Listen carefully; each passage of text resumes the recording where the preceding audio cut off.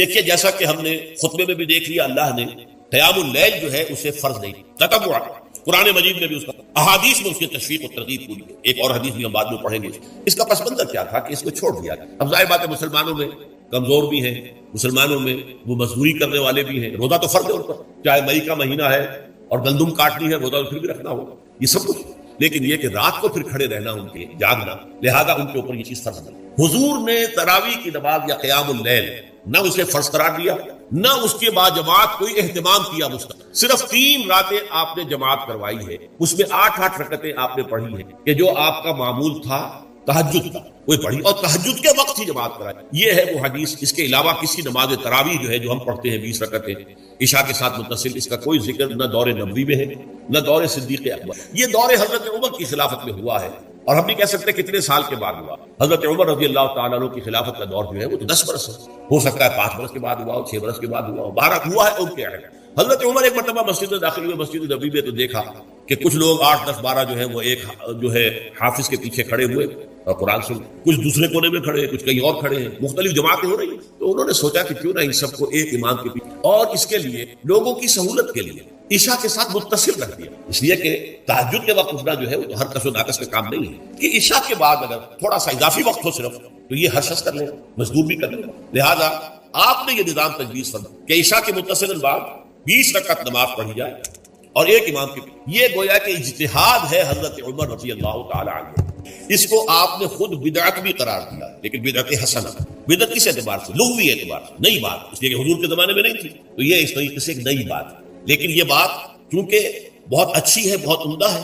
آپ جب یہ نظام چل پڑا تو ایک دن مسجد میں آئے، دیکھا کہ بڑی بھری مسجد ہے، صحابہ کھڑے ہیں اور ایک امام کے پیچھے قرآن سن، آپ نے فرمایا نعم البدعۃ ھذہ، یہ جو ہم نے نئی بات شروع کی ہے یہ بہت اچھی ہے، بہت۔ اب یہاں سے فرق واقع ہو، ایک تو اہل تشیع جو ہے وہ تو ویسے ہی حضرت عمر سے بہت دشمنی رکھتے ہیں، عناد رکھتے ہیں، تو حضرت عمر کے اجتہادات سے انہیں نفرت ہے، انہیں دوری، چاہے وہ کوئی سا بھی حضرت عمر کا اجتہاد۔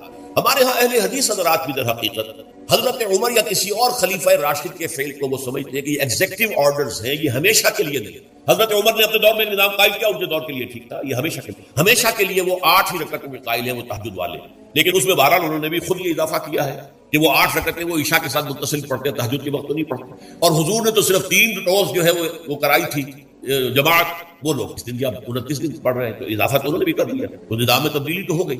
لیکن اہل سنت جو کہلاتے ہیں، ہمارے جو 4 جو ہیں جو ہمارے مسلک ہیں، حنفی، مالکی، شافعی، ان کا اتفاق ہے اس پر حضرت عمر کا، کیونکہ ان کے سامنے اصول یہ ہے کہ حضور نے فرمایا علیکم بسنتی وسنت الخلفاء الراشدین المہدیین، تم پر لازم ہے کہ میری سنت کو پکڑو مضبوطی کے ساتھ، اور میرے خلفاء راشدین مہدیین جو ہیں ان کی سنت کو پکڑو۔ اس اصول سے یہ چاروں فقہ جو ہیں حضرت عمر کے اجتہادات جو ہیں ان کو بھی پابندی سمجھتے ہیں کہ تمام عمر کے لیے، قیامت تک کے لیے امت مسلمہ پر پیروی لازم، لہذا اس میں اجماع ہے۔ اور یہاں تک کہ یہ سب سے آخری جو اس میں مسلک پیدا ہوا زمانی اعتبار سے، سب سے پہلے مسلک جو ہے حنفی پیدا ہوا، پھر مالکی پیدا ہوا، پھر شافعی پیدا ہوا، اور پھر حنبلی آخری۔ اور امام احمد ابن حنبل بہت بڑے محدث بھی، مسند احمد ابن حنبل جو ہے وہ بہت بڑی کتاب ہے، بہت اہم کتاب ہے، جامع کتاب ہے، تو ان کے ہاں بھی 20 رکعت ہے۔ چنانچہ حرمین شریفین میں، سعودی عرب میں، مکے اور مدینہ منورہ میں جو نماز تراویح ہوتی ہے اس کی 20 رکعت، لیکن اہل حدیث حضرات جو ہے وہ اس 8 کے اوپر اتفاق کرتے ہیں۔ بہرحال یہ ایک اختلاف ہے جو میں اس منظر بیان کرتا ہوں، لیکن اس 20 رکعت نماز سے ادا کرنے سے جو کہ زیادہ سے زیادہ 50 منٹ یا 1 گھنٹہ لگتا ہے، اس سے وہ قیام اللیل کا حق ادا نہیں ہوتا۔ قیام اللیل کا تو کچھ اور ہی تقاضا ہے۔ قیام کسے کہتے ہیں؟ یہ سورہ مزمل سے واضح ہوتا ہے، یا ایھا المزمل قم اللیل الا قلیلا نصفہ او انقص منہ قلیلا او زد علیہ ورتل القرآن ترتیلا۔ آدھی رات یا آدھی رات سے کچھ کم، یعنی تہائی رات یا آدھی رات سے کچھ زائد، وہ تہائی رات، یہ ہے قیام اللیل۔ چنانچہ سورہ مزمل ہی کی آخری آیت جو دوسرا رکوع مشتمل ہے جس پر، اس میں صاف کہہ دیا گیا ان ربک یعلم انک تقوم ادنی من ثلثی اللیل ونصفہ وثلثہ وطائفۃ من معک۔ اے اللہ کے نبی، اللہ خوب واقف ہے کہ آپ بھی اور آپ کے ساتھ ایک جماعت بھی رات کو کھڑی رہتی ہے، 2 رات یا آدھی رات یا 1 رات، تو یہ سارا معاملہ جو ہے قیام اللیل کا، گویا کہ کم سے کم 1 رات پر اس کا اطلاق ہو سکے گا، یہ نہیں کہ 1 گھنٹے۔ اور کس کے ذمن میں دیکھیے حدیث، تیسری حدیث ہے عن عبداللہ ابن عمرو بن العاص رضی اللہ تعالی عنہ، یہ وہی عبداللہ ابن عمرو ہے جن کی میں نے آپ کو حدیث پہلے سنائی ہے، یہ ساری رات کھڑے رہتے تھے، پوری رات، اور ہر روز روزہ رکھتے تھے، جس پر حضور نے منع کیا، لا تفعل، مت کرو، رضی اللہ عنہما، یہ خود بھی صحابی ہے اور ان کے والد عمرو بن العاص بھی صحابی ہے۔ ان رسول اللہ صلی اللہ علیہ وسلم قال، کہ اللہ کے رسول صلی اللہ علیہ وسلم نے فرمایا الصیام والقرآن یشفعان للعبد، روزہ اور قرآن بندے کے حق میں شفاعت کرے. یقول الصیام، روزہ یہ عرض کرے گا اللہ کی جناب میں، اے رب پروردگار انی منعتہ الطعام والشہوات بالنہار، میں نے تیرے اس بندے کو دن کے دوران کھانے پینے سے اور اپنی شہوت کا تقاضا پورا کرنے سے روکے رکھا، یہ میری وجہ سے روکا رہا، تو میری شفاعت اس کے حق میں قبول فرما. فشفعنی فیہ، میری شفاعت اس کے حق میں. ویقول القرآن، قرآن کیا کہے گا؟ منعتہ النوم باللیل، میں نے اسے رات کے وقت سونے سے، نیند سے روکے رکھا. فشفعنی فیہ، تو اس کے حق میں میری شفاعت قبول. حضور فرماتے ہیں فیشفعان، ان دونوں کی شفاعت قبول. یہ ہے قیامت. اللہ کے حکم کو پیچھے پھینک دیا، نفس کے حکم کو آگے رکھ. یہ شرک، اس شرک کو جاننے والے بہت کم ہیں. مولانا روم نے خوب کہا تھا، نفس ماں ہم کم ترس فرعون نیست لیکن ایراعون نیست، میرا نفس بھی فرعون سے کم نہیں ہے. فرعون نے کہا تھا نا الیس لی ملک مصر وہذہ الانہار تجری من تحتی، کیا اس ملک مصر کی حکومت میری نہیں ہے؟ اور سارا جو یہ آب پاشی کا نظام ہے، انہار کا نظام ہے، وہ میرے کنٹرول میں نہیں ہے؟ جس کا چاہوں موگا کھلا رکھوں، جس کا چاہوں بند کر دوں. یہ تھا خدائی کا دعویٰ، انا ربکم الاعلی.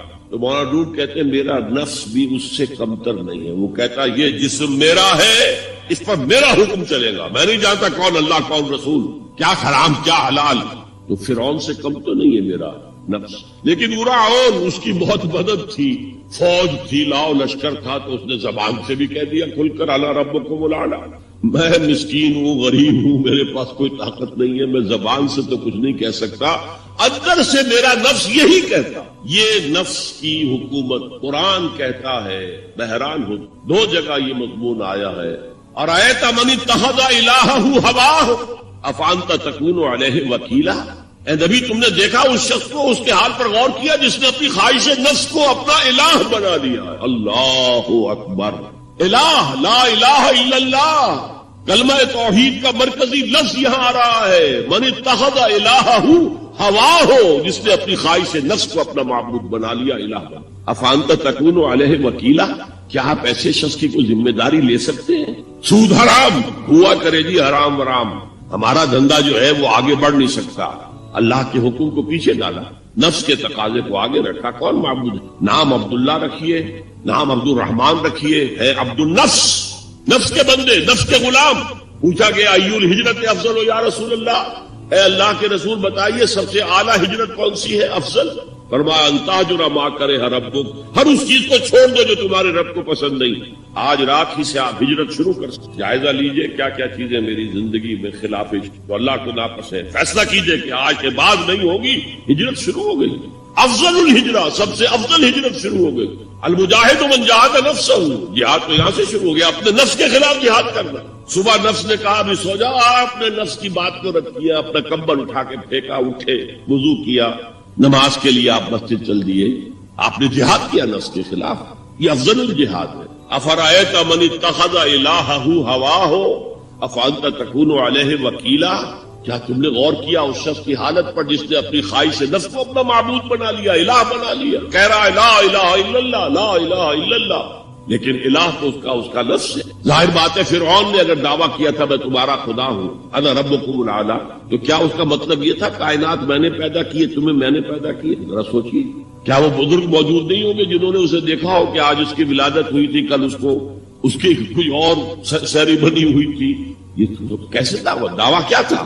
میرا حکم چلے گا، میں نہیں جانتا. الیس لی ملک مصر، مصر کی حکومت میری ہے کہ نہیں؟ قرآن حکیم نے بھی سورہ آل عمران کے آخری رکوع میں ذکر کو سب سے پہلے اور سب سے اہم عامل کی حیثیت سے شمار کیا. چنانچہ اس کی پہلی آیت جو ہے سورہ آل عمران کے آخری رکوع کی، اس میں تو وہی مضمون جو میں بیان کر چکا وہ آیا ہے. ان فی خلق السماوات والارض واختلاف اللیل والنہار لآیات لأولی الالباب، یقیناً آسمان اور زمین کی تخلیق میں اور دن اور رات کے الٹ پھیر میں نشانیاں ہیں ہوش مندوں کی.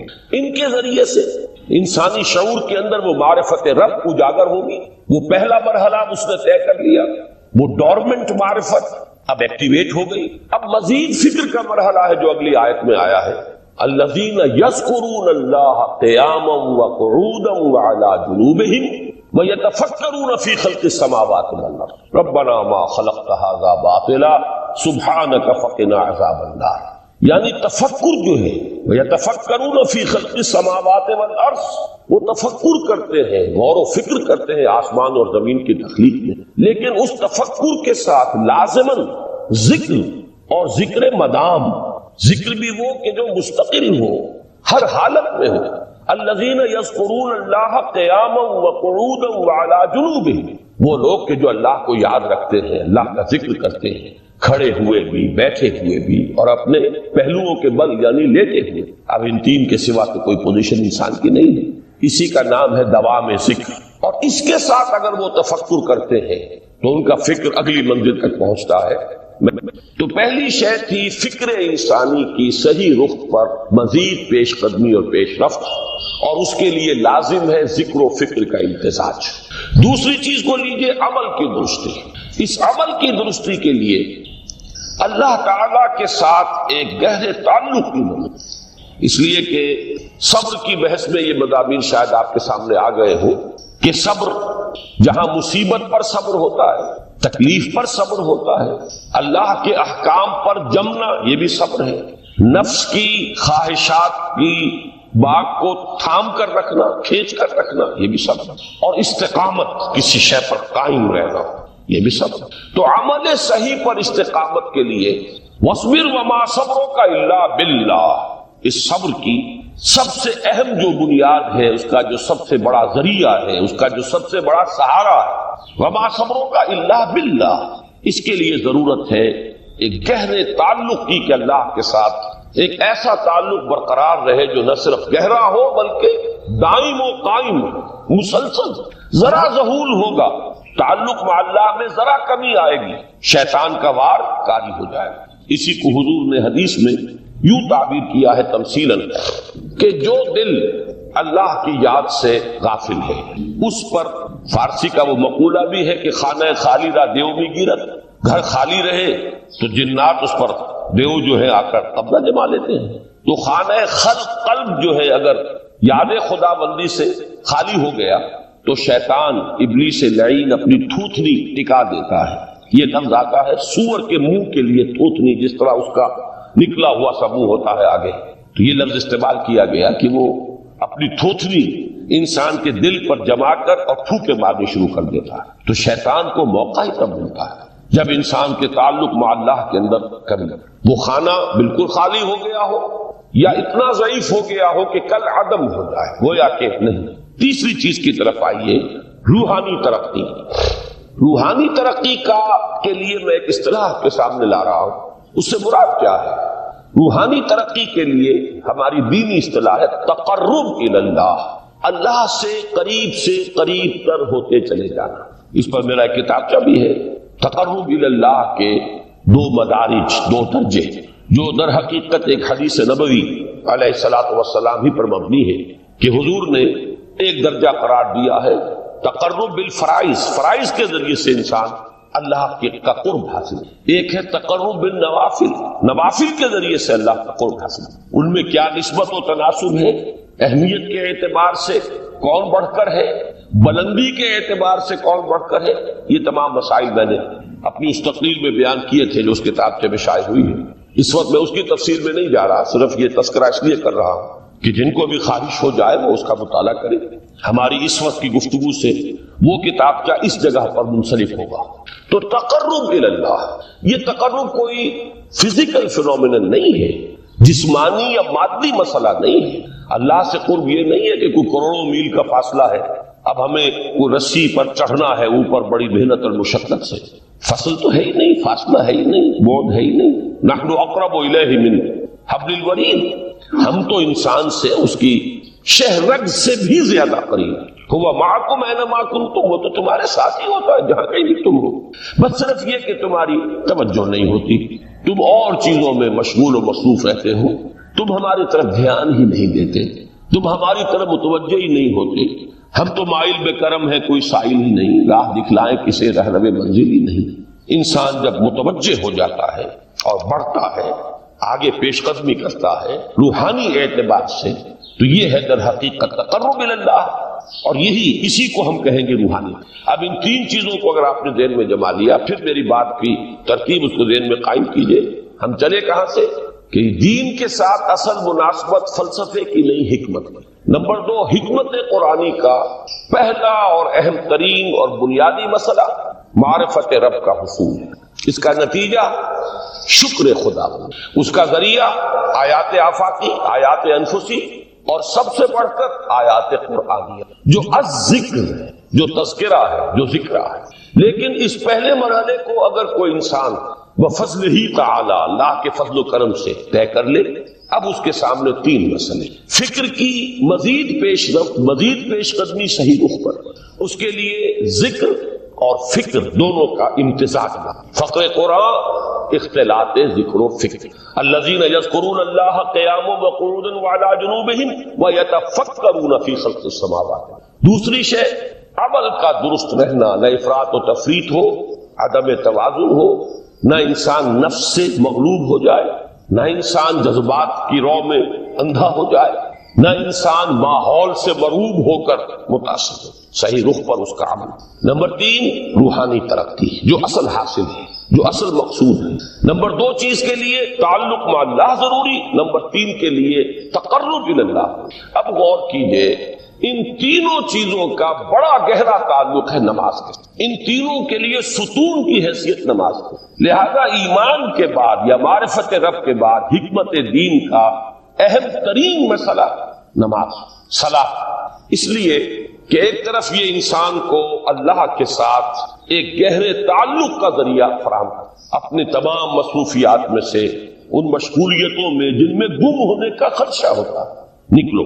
24 گھنٹے کے معمولات میں سے کم 5 مرتبہ تو لازماً نکلو اور اپنے آپ کو ذرا، اپنے حواس کو بھی، اپنی باطنی کیفیات کو بھی ذرا تازہ کرو. اگر کوئی گندگی، نجاست، کسی طرح کی ناپاکی کا کوئی معاملہ ہے، طہارت حاصل. طہارت سے تمہارے اندر روح کو بھی بالیدگی ہوگی، تمہارے حواس بھی تازہ ہوں گے. تم گویا کہ بحیثیت کل تمہاری ہستی چاق و چوبند ہو جائے. وہ کسل، وہ سستیاں، وہ جو ایک کثافتیں ہوتی ہیں، ان سب سے نجات حاصل کرو. اور اب اپنے رب کے حضور میں کھڑے ہو جاؤ، اس کے ساتھ اپنا عہد بھی تازہ کرو، اس کی اہم صفات کو بھی اپنے ذہن میں پھر مستحضر کرو. یہی وجہ ہے، دیکھیے میں نے جو آیات آپ کو شروع میں سنائی تھی، سورہ لقمان کی 2 آیتیں. پہلی آیت میں اس کا ترجمہ کر چکا. دوسری آیت وَلَقَدْ وَإِذْ قَالَ لُقْمَانُ لِابْنِهِ وَهُوَ يَعِظُهُ يَا بُنَيَّ لَا تُشْرِكْ بِاللَّهِ إِنَّ الشِّرْكَ لَظُلْمٌ عَظِيمٌ. اس کے بعد درمیان میں کچھ مضمون آ کر پھر وہ آیہ مبارکہ آئی، یا بنی اقیم الصلاۃ وامر بالمعروف وانہی عن المنکر واصبر علی ما اصابک. گویا کہ اہم ترین چیز، بنیادی ترین چیز، اللہ کو محض پہچان لینا کافی نہیں ہے، یاد رکھنا ضروری ہے. اللہ یاد رہے گا تو فکر صحیح آگے بڑھے.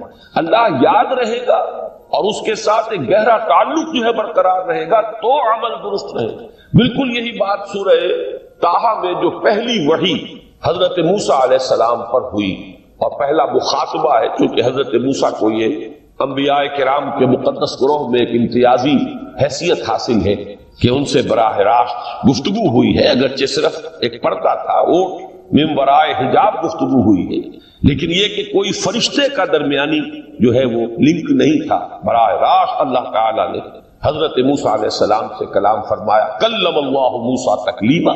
موسیٰ سے تو اللہ نے کلام فرمایا جیسے کہ کلام کیا جاتا.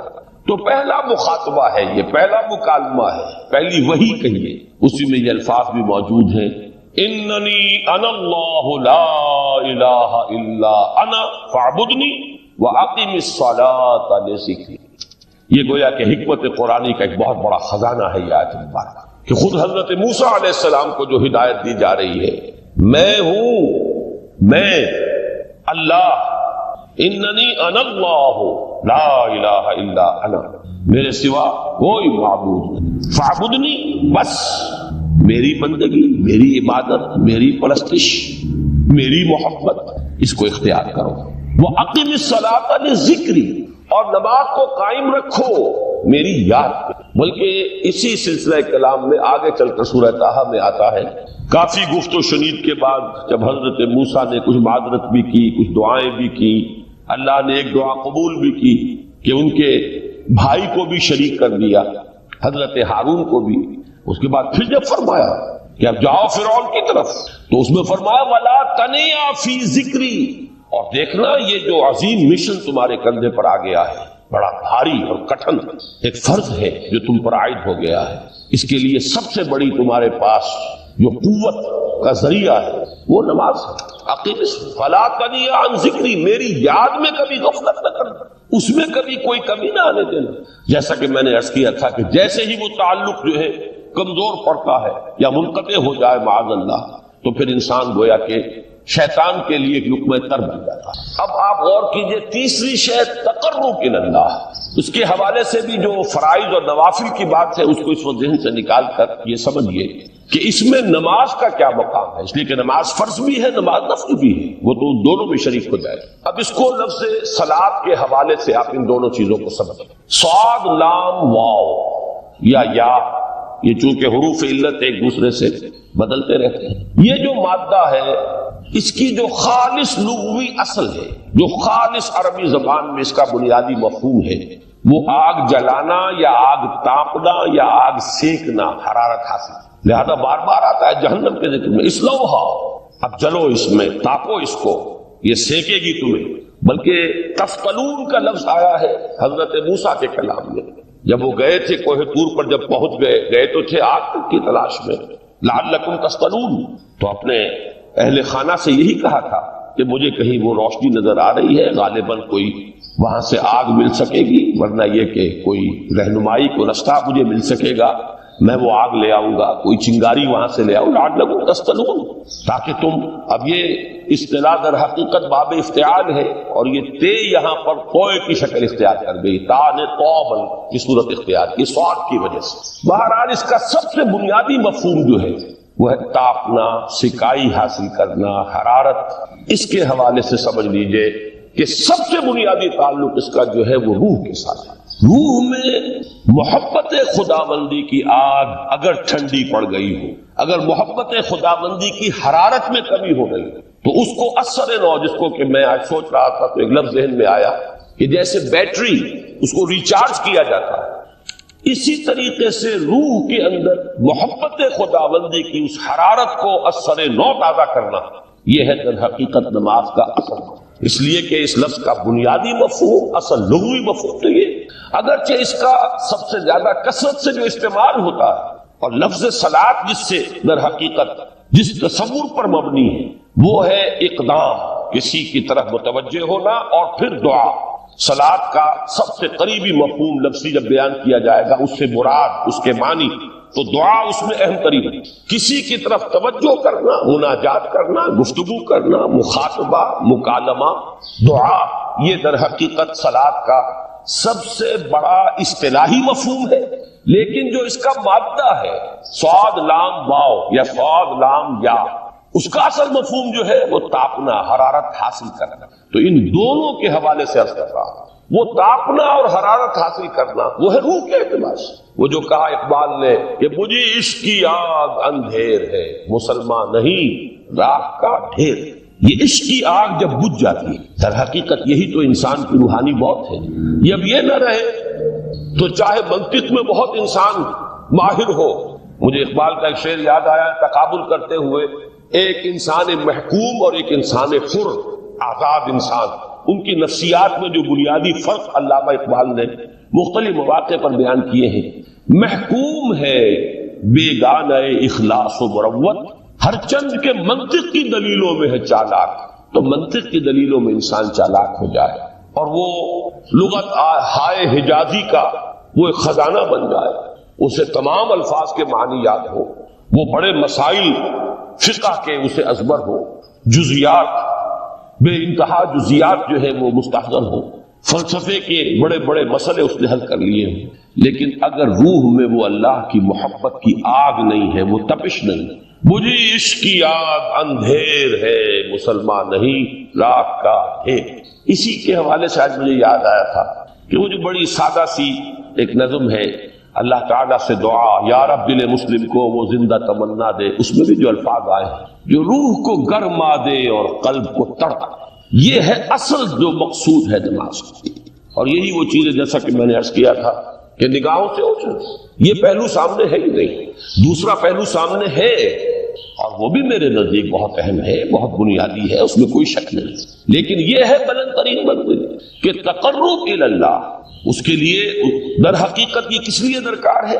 روح کے اندر عشق کی حرارت اور گرمی پیدا ہو۔ بسا اوقات یہ اندر دب جاتی ہے، جیسے انگارہ ہوتا ہے آگ کا، اس کے اوپر خاک اور راکھ آ جاتی ہے، اندر کچھ ہوتی ہے، آگ دبی ہوئی سمجھ، آگ بجھی ہوئی نہ جان، اس دبی ہوئی آگ کو پھر ایک شعلہ بنانا، پھر اس کے اندر ایک حیات تازہ پیدا کرنا، یہ ہے نماز کا اہم ترین اور بلند ترین مقصد۔ لیکن اس کے ساتھ ہی اس نماز میں ذکر ہونا، اس کا یہ ذکر ہے، اور ذکر کی جب میں فہرست بیان کیا کرتا ہوں بہت سے حضرات کے سامنے ہوگا کہ ذکر کا در حقیقت مفہوم ہے استحضار اللہ فی القلب۔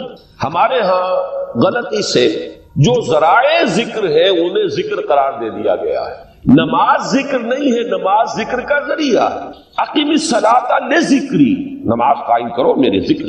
یہ اللہ اللہ کہنا یا ادعیہ معصورہ جو حضور صلی اللہ علیہ وسلم کی مصنون دعائیں ہیں، انہیں اپنے تمام معمولات دنیاوی کے ساتھ ساتھ ان دعاؤں کو بھی انسان پڑھتا رہے، اللہ سے دعا کرتا رہے، یہ تمام ذرائع ذکر ہے۔ سبحان اللہ الحمدللہ الحمدللہ، اس کا آپ ورد کیجئے، یہ بھی ذریعہ ذکر ہے۔ حقیقت میں ذکر ہے استحضار اللہ فی القلب، اللہ کو دل میں لے آنا، اللہ کو دل میں حاضر کر لینا، اصل میں تو ترجمہ ہوگا لیکن حاضر جاننا، یہ کیفیت جو ہے انسان کو حاصل۔ اب اس کے حوالے سے ذرا بات سمجھیے کہ ایک تو میں عرض کر چکا ہوں مجسم ذکر تو قرآن ہے، لہذا ذکر کی فہرست جب آپ کریں گے ذرائع ذکر تو ان میں سب سے پہلے قرآن ہے، اس لیے کہ وہ ہماری حکمت کے پہلے مسئلے کو حل کر رہا ہے، بنیادی مسئلہ، اہم ترین مسئلہ۔ دوسرے نمبر پر ذکر جو ہے، اب اس کے لیے کچھ اصطلاحات جو میرے مختلف دروس میں شاید آپ کے سامنے بعد میں آئیں یا پہلی آ چکی ہوں، ان کے حوالے سے میری بات سمجھ۔ ایک ذکر غیابی ہے، تھرڈ پرسن میں، صیغہ غائب میں اللہ کی یاد ہے، اللہ اکبر اللہ اکبر اللہ اکبر۔ ابھی اللہ اکبر جو ہے یہ جملہ اسمیہ خبریہ ہے، ایک حقیقت کی تکرار آپ کر رہے ہیں، اللہ سب سے بڑا ہے، اللہ سب سے بڑا ہے، سبحان اللہ سبحان اللہ سبحان اللہ۔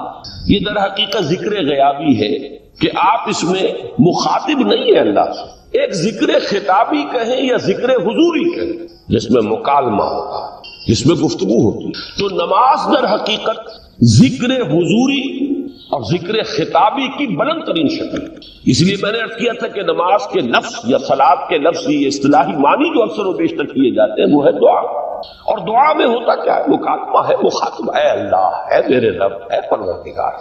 پھر یہ کہ اس میں اقدام اور کسی کی طرف متوجہ ہونا، یہی وجہ ہے کہ افتتاح صلاۃ، نماز کو شروع کرنے کے لیے ایک تو وہ الفاظ جو قرآن مجید میں آئے ہیں، انی وجہت وجہی للذی فطر السماوات والارض حنیفا وما انا من المشرکین، یہ ہے توجہ کا ارتکاز، بشرطے کہ یہ صرف الفاظ ہی نہ نکل رہے ہوں، واقعتاً یہ تعبیر ہو اس وقت کی انسان کی نفسیاتی کیفیت کہ شعوری طور پر وہ فیصلہ کرتا ہے کہ اب میں منقطع ہو رہا ہوں، ہر چہار طرف سے اپنی توجہ کو ہٹا کر، ہر مسئلے سے اپنے آپ کو خالی و ذہن کر کے، یعنی ظاہری اور باطنی دونوں اعتبار سے میں اپنی توجہ کا ارتکاز کر رہا ہوں اس ذات کی طرف جس نے آسمانوں اور زمین کو پیدا کیا، اور بالکل یکسو ہو کر رہا ہوں۔ انی وجہت وجہی للذی فطر السماوات والارض حنیفا وما انا من المشرکین۔ اور دوسری وہ جو دعا جس سے ہم افتتاح کرتے ہیں اپنی نماز کا، دیکھیں اس میں خطاب کا کس قدر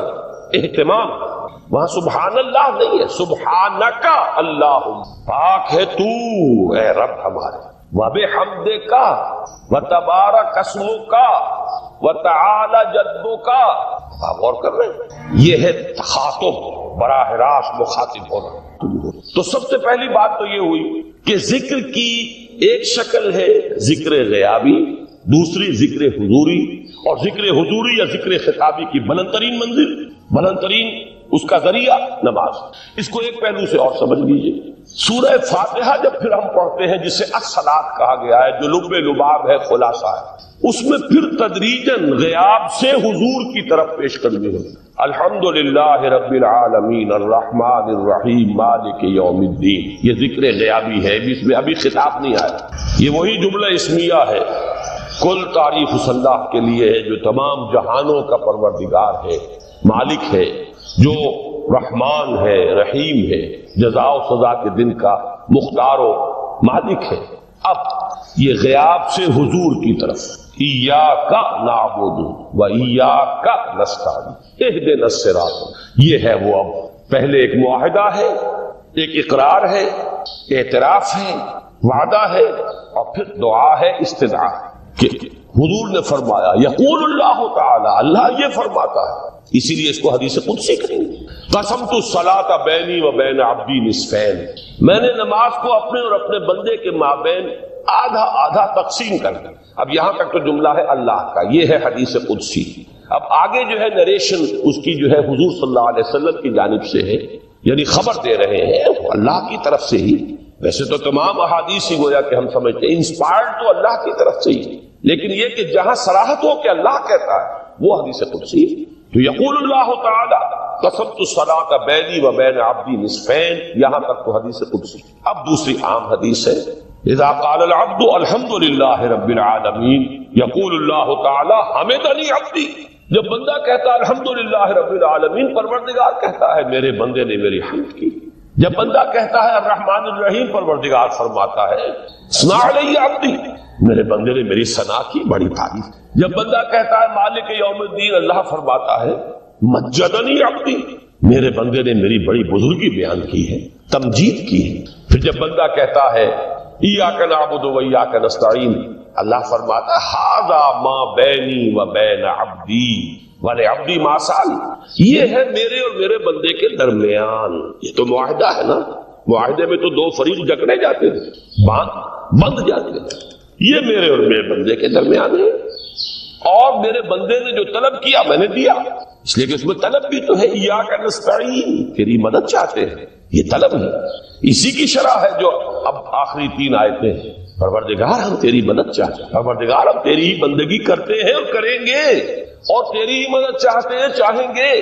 اگر حال میں اس کا ترجمہ کریں گے زمانہ حال کے اعتبار سے، اس لیے کہ فعل مضارع میں تو دونوں موجود ہیں، شامل ہیں. تو یہ ایک اعتراف ہے، اظہار حال ہے.